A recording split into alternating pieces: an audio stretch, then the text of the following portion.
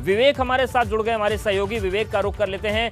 विवेक, आपके पास आएंगे, लेकिन रालोद की बैठक भी शुरू हो गई है, एक बार वो भी दिखा देते हैं। विवेक आपके पास आएंगे तो राष्ट्रीय लोकदल भी देखिए अपनी बैठक बुला चुका है और राष्ट्रीय लोकदल में बगावत हो चुकी है। प्रदेश अध्यक्ष ने यह आरोप लगाकर अपने पद से इस्तीफा दे दिया कि पैसे लेकर टिकट बंटवारे किए गए। और देखिए तस्वीर दिखाते हैं।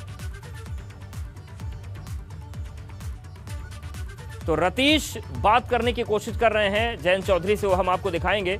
तो रालोद की बैठक भी चल रही है, समाजवादी पार्टी की बैठक चल रही है और दोनों ही बैठकों पर हमारी निगाहें बनी हुई हैं, क्योंकि ये पूरी जो रणनीति है। अपने विधायकों के साथ बैठक कर रहे हैं। उत्तर प्रदेश में सरकार ने अपना स्वरूप ले लिया है, उनसे बात करते हैं। उत्तर प्रदेश में मंत्रिमंडल का गठन हो गया है। सबसे पहले आपसे टिप्पणी चाहेंगे। तमाम जो वरिष्ठ मंत्री थे उनको नई जगह दी गई है, नए चेहरों को लाया गया है।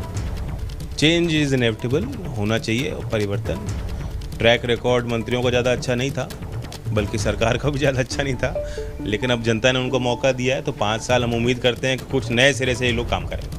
उत्तर प्रदेश सरकार ने कैबिनेट बैठक करी और प्रधानमंत्री अन्न कल्याण योजना को 3 महीने और ज़्यादा आगे बढ़ाने का फैसला किया। इसे कैसे देखते? अच्छी बात है, लेकिन इसमें और विस्तार भी होना चाहिए।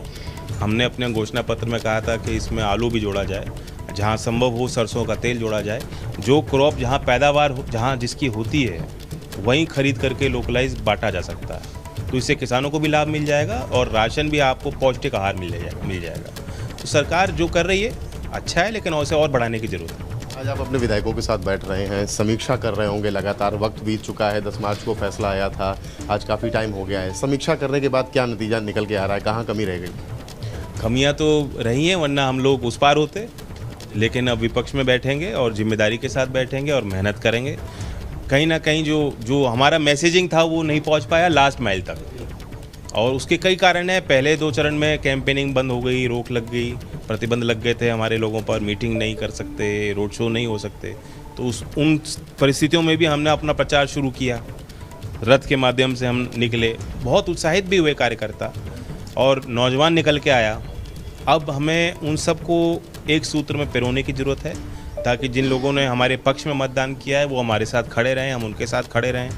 जो लोग इस दायरे के बाहर रहे हैं, जो वोटर जिन्होंने वोट नहीं किया, खास फोकस हम उन पे करेंगे जिन्होंने इस चुनाव में मतदान नहीं दिया, क्योंकि कहीं ना कहीं कोई निराशा रही होगी, वो हम लोग उनका विश्वास नहीं जीत पाए, तो उन पे फोकस रहेगा। डिजिटल माध्यम को भी आप बताएंगे कि अखिलेश जी ने जैसे ही चुनाव प्रचार की बात शुरू हुई थी तो कहा था कि बीजेपी की फोर्स डिजिटल माध्यम में काफ़ी ज़्यादा सशक्त। हमने किया था कि एक डिजिटल मंच बनाया था आरएलडी के फेसबुक पेज पे, जो भी हमारे सीनियर लीडर्स थे, क्योंकि कैंपेन नहीं हो रहा था, उनको हम बुलाकर रोज़ 2 या 3 लोगों के उस पर मैसेज हम देते थे। 10-15 मिनट वो अपना मैसेज, अपनी अपील वोटर्स के लिए, अपने मुद्दे समझाते थे। तो एक तो डिजिटल मंच को हम एक्टिव रखेंगे, और आपको पता है कि हमने आर्टिफिशियल इंटेलिजेंस का भी एक तरह से यूज़ किया था टूल को, ऑगमेंटेड रियलिटी के टूल को बनाकर लोगों की राय ली थी कि हम किस तरह का मैनिफेस्टो तैयार करें।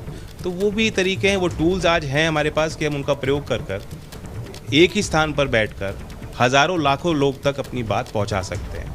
और उसमें ट्रेडिशनल मीडिया हमें दिखाए ना दिखाए, कम से कम सोशल मीडिया के माध्यम से वो मैसेज जाएगा। ये आपकी क्या भूमिका रहने जा रही है? आप लोग सदन में होंगे, बड़ी जिम्मेदारी है।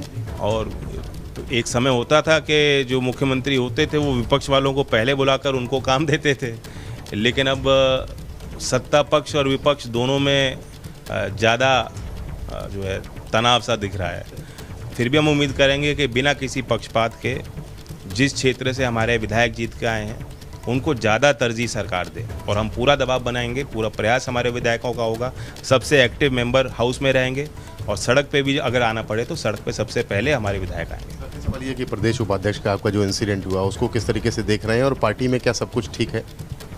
देखिए, एक आध लोग होते हैं, कुछ फ्रस्ट्रेशन उनकी होगी, लेकिन भाषा शैली उनकी उचित नहीं थी, और जिम्मेदारी अपने ऊपर लेनी चाहिए, ना कि ठीकरा औरों पर फोड़ा जाए।